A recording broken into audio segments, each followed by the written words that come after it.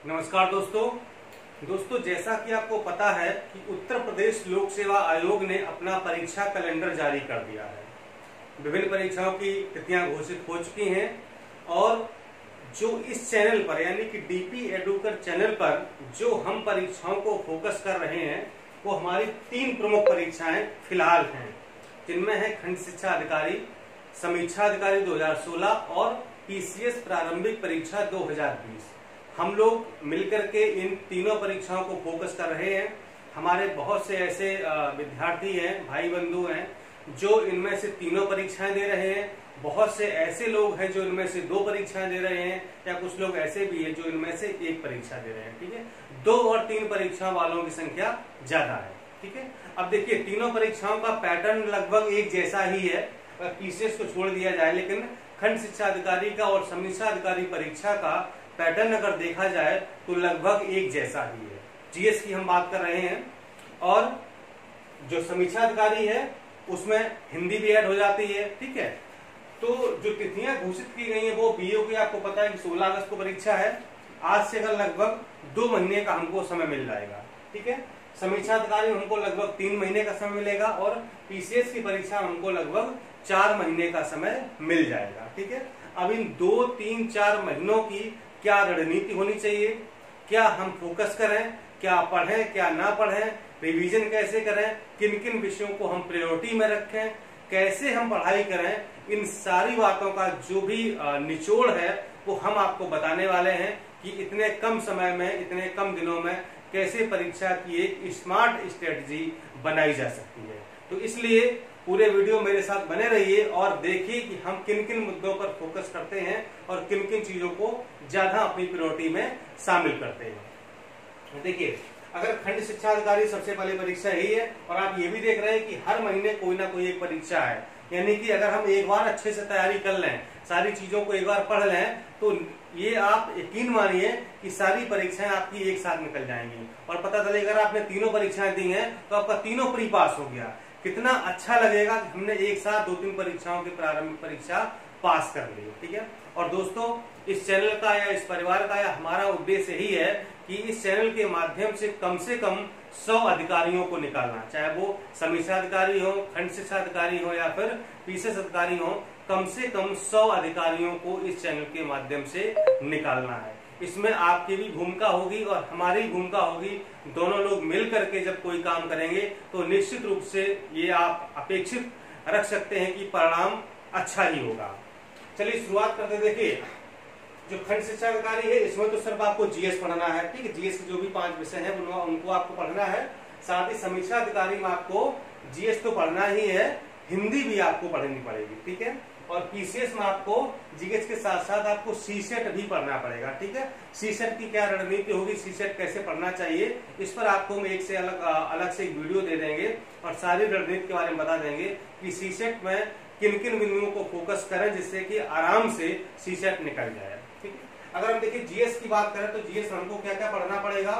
GS में हमको इतिहास पढ़ना होगा, हमको भूगोल पढ़ना होगा, राज्य व्यवस्था पढ़नी होगी, अर्थव्यवस्था पढ़नी होगी और हमको सामान्य विज्ञान पढ़ना होगा। इसके बाद हमको यूपी स्पेशल पढ़ना होगा, इसके बाद हमको करंट पढ़ना होगा, इसके बाद हमको जनगणना पढ़नी होगी। ठीक है, विश्व की, भारतीय और यूपी की, और इसके बाद हमको कुछ जो भी अन्य चीजें हैं या कहें तो जीके, ठीक है, इसको पढ़ना होगा। तो इतनी सारी चीजें हमें कवर करनी है, जिसमें से हम आपको यूपी स्पेशल पढ़ा चुके हैं, करंट चल रहा है, करंट लगभग समाप्त होने वाला है, जनगणना आपको पढ़ा दी है, जीके में बहुत सारी चीजें आपको पढ़ा दी है। ठीक है, सामान्य विज्ञान के कई सारे वीडियो लेक्चर पड़े हुए हैं चैनल पर, वहां से आप देखिएगा, जो बचा हुआ है वो हम कवर कराएंगे। राज्य व्यवस्था आपकी लगभग आधे से ज्यादा कंप्लीट हो गई है, उसको भी हम जल्दी से कवर करा देंगे। अब देखिए 3 चीजें यहाँ पर बचती हैं, इतिहास, भूगोल और अर्थशास्त्र। ठीक है, और इसके अलावा बचेगा आपका पर्यावरण। ठीक है, तो अब देखिए अब हम क्या करेंगे, ये हमारी रणनीति क्या है। चूंकि इतने कम समय में पूरा इतिहास, पूरा भूगोल पढ़ना तो संभव नहीं है, हम क्या करेंगे कि इतिहास कैसे पढ़ा जाए, मुख्य बिंदुओं को कैसे फोकस किया जाए। ठीक है, कम समय में हम अधिकतम चीजों को कैसे कवर करें, इन सारी बातों पर हम कुछ वीडियो आपको देंगे जो कि इतिहास की पढ़ने की आपको रणनीति बताएंगे कि प्राचीन इतिहास को हम कैसे पढ़ें, मध्यकालीन को कैसे पढ़ें और आधुनिक इतिहास को हम कैसे पढ़ें। क्योंकि आधुनिक इतिहास में, मॉडर्न हिस्ट्री में सबसे ज्यादा प्रश्न पूछे जाते हैं, इसलिए हमारा फोकस मॉडर्न हिस्ट्री पर ज्यादा होगा। ठीक है, हालांकि और पर भी होगा। हाँ, एक बात याद आ गई, आपको बता दूं कि आप लोगों में बहुत सारे कमेंट ये आ रहे हैं कि सर जो परीक्षा का कैलेंडर आया हुआ है क्या ये फिर से टलेगा या परीक्षाएं पोस्टपोन होंगी। कई लोग कह रहे हैं सर मतलब अभी लॉकडाउन प्रॉपर खुला नहीं है, स्कूल कॉलेज नहीं खुले हैं, तो परीक्षाएं कैसे संभव है। ठीक है, तो मेरा उन दोस्तों मित्रों से ही कहना है कि अगर लोक सेवा आयोग ने परीक्षा कैलेंडर जारी किया है तो कुछ ना कुछ सोच समझ के ही जारी किया होगा, क्योंकि लोक सेवा आयोग एक संवैधानिक संस्था है और हमेशा शासन से ये जुड़ी हुई होती है। ठीक है, और जो इस समय लोक सेवा आयोग के अध्यक्ष हैं श्री प्रभात कुमार जी, वो यानी माननीय मुख्यमंत्री जी से, उनके कार्यालय से या शासन से लगातार जुड़े रहते हैं, अपडेट होते रहते हैं, सारी बातें शेयर करते हैं और मतलब उन्हीं के परामर्श अनुसार आगे की कार्रवाई करते हैं। तो मुझे पूरी उम्मीद है कि शासन से उनको अच्छी खासी संस्कृति मिली होगी या अच्छा सुझाव मिला होगा, इसलिए उन्होंने परीक्षा कैलेंडर जारी किया है। हो सकता है शासन जल्दी विद्यालय खोलने वाला हो, ठीक है, या जो भी परिस्थितियां बने, मुझे उम्मीद है कि जो परीक्षा कैलेंडर आया है हमें उसको फॉलो करना है और हमें इन्हीं तिथियों को ध्यान में रखते हुए अपनी परीक्षा की रणनीति को आगे बढ़ाना है। कौन क्या कह रहा है इससे हमें कोई मतलब नहीं है। ठीक है, परीक्षा मैं मान चलता हूं कि इन्हीं तिथियों पर होगी, नहीं होगी वो एक अलग बात है। ठीक है, लेकिन हम क्यों माने, हमें तो 110% इसी पर काम करना है, इसी डेट को ध्यान में रखते हुए हमें पढ़ाई करनी है। ठीक है, कुछ लोगों ने कमेंट ये भी किया सर जो 2020 की वैकेंसी समीक्षा अधिकारी की वो कब तक आएगी, क्योंकि इस परीक्षा कैलेंडर में उसकी परीक्षा तिथि की तारीख घोषित नहीं है, शामिल नहीं की गई है। तो मैं उनको बता दूं कि समीक्षा अधिकारी 2020 की वैकेंसियां जल्दी ही आने वाली हैं और इस बार वैकेंसी की संख्या ठीक ठाक मात्रा में 500 प्लस तक वैकेंसी हो सकती हैं, ज्यादा भी हो सकती हैं और ये वैकेंसी हो सकता है जुलाई में, अगस्त में आ सकते हैं और आयोग एक नोटिस निकाल करके उसकी भी कभी न कभी तिथि घोषित कर देगा। इसलिए 2020 वाले मित्र भी हमारे लगे रहें, वो भी पढ़ते रहें, जो पढ़ाया जा रहा है करंट भी पढ़ते रहें। ठीक है, क्योंकि वो भी परीक्षा कभी भी आकर के और कभी भी हो सकती है, इसलिए 2020 वाले बिल्कुल भी निराश ना हो। मैं ये कहता हूं कि उनके लिए तो एक और बेटर अपॉर्चुनिटी है कि हम जो भी पढ़ा रहे हैं उनको पहले ही सब कुछ पढ़ने को मिल रहा है और जब परीक्षा आएगी तो इसी चीज को हम फिर से रिवाइज कराएंगे, तो उनके लिए तो सोने पर सुहागा होगा। इसलिए वो लोग भी अभी जो भी हम पढ़ा रहे हैं सब कुछ पढ़ें, करंट भी पढ़ें, कम से कम करंट अगर आप पढ़ेंगे तो आपको पता चलेगा ना कि करंट कैसे पढ़ा जाता है, किन किन चीजों को शामिल किया जाता है, करंट होता क्या है, किसे हम करंट कहेंगे, क्या क्या हमें पढ़ना होता है। ठीक है, इसलिए 2020 वाले ये ना समझें कि हम क्यों करंट पढ़ें, हमारी परीक्षा अभी है नहीं, वो भी पढ़ें। ठीक है, चीजों को समझें, बारीकी से समझें ताकि आगे पढ़ने में आपको कोई परेशानी ना आए। ठीक है, हम देखिए कहां पर थे, इतिहास मैंने आपको बता दिया था कि हम आपको कुछ वीडियो इस पर देंगे और पूरी रणनीति बता देंगे कि इतिहास को कैसे पढ़ना है। ठीक है, आप ये जानिए मतलब कि इतिहास की आप बिल्कुल टेंशन छोड़ दीजिए और जो भी आपने अभी तक इतिहास पढ़ा है बस उसी को और हम रिफाइन करेंगे और अच्छे तरीके से आपको हम पढ़ना बताएंगे। ठीक है, अब आते हैं भूगोल पर, ज्योग्राफी पर। तो भारत का भूगोल और विश्व का भूगोल और पर्यावरण, तीन चीजें यहाँ पर होंगी, भारत का भूगोल, विश्व का भूगोल और एनवायरमेंट, यानी कि एनवायरमेंट, इकोलॉजी, पारिस्थितिकी और पर्यावरण। ठीक है, तो भूगोल का हम आपको पूरा डिस्क्रिप्शन बताएंगे कि कैसे कैसे को पढ़ना है, भारत का भूगोल कैसे पढ़ना है, कौन कौन सी टॉपिक पढ़ने हैं।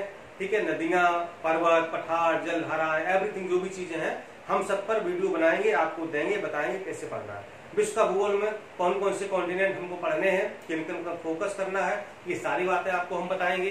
ठीक है, इसके बाद पर्यावरण में भी आपको सब कुछ बताएंगे। ठीक है, तो इतिहास और भूगोल की आप चिंता छोड़ दीजिए, जो आप पढ़ रहे हैं उसको पढ़ते रहिए, लेकिन अभी हम 2-4 दिन में आपको सारे विषयों की रूपरेखा बता देंगे कि कैसे पढ़ना, हमारी क्या रणनीति होगी। ठीक है, इसलिए आप हमारी तरफ से बिल्कुल निश्चिंत रहें, अपने स्तर पर अपना आप काम करते रहिए। ठीक है, और अर्थव्यवस्था में क्या होता है कि बेसिकली जो करंट वाली चीजें हैं वो पूछी जाती हैं, जैसे कि बजट है, आर्थिक समीक्षा है, तो बजट आपको हम दोनों पढ़ा चुके हैं, भारत का बजट यानी कि केंद्रीय बजट और उत्तर प्रदेश का बजट। ठीक है, आर्थिक समीक्षा भी आपको किसी बता देंगे, इसके अलावा जो भी करंट के डेटाज हैं वो भी आपको सारे बता देंगे। ठीक है, बाकी जो कृषि से संबंधित या कृषि और जो व्यापार से संबंधित चीजें हैं, जो हमारी जैसे कि फसलों का उत्पादन है, खनिज संसाधन है, बागवानी है, हॉर्टिकल्चर है, ये सारी चीजें हम आपको भी बता देंगे। ठीक है, तो कुल मिलाकर के आप मान के ये चलिए कि हम आपको इतना पढ़ा देंगे, इतना आपको बता देंगे कि आपके मन में जो है कोई शंका नहीं रह जाएगी।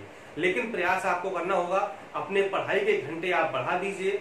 अगर आप ज्यादा सो रहे हैं तो कम सोइए। ठीक है, प्रयास करिए कि हम पढ़ाई को अधिकतम समय दें, घर के कामों से थोड़ा सा बाहर आइए। ये मैसेज मेरा उन लोगों के लिए है जो फीमेल्स हैं, गर्ल्स हैं, या फिर जो हाउसवाइफ हैं। ठीक है, वो थोड़ा सा घर का काम अभी कम करें, पढ़ाई के 1-2 घंटे बढ़ा दें, है ना, क्योंकि परीक्षा नजदीक आ गई है।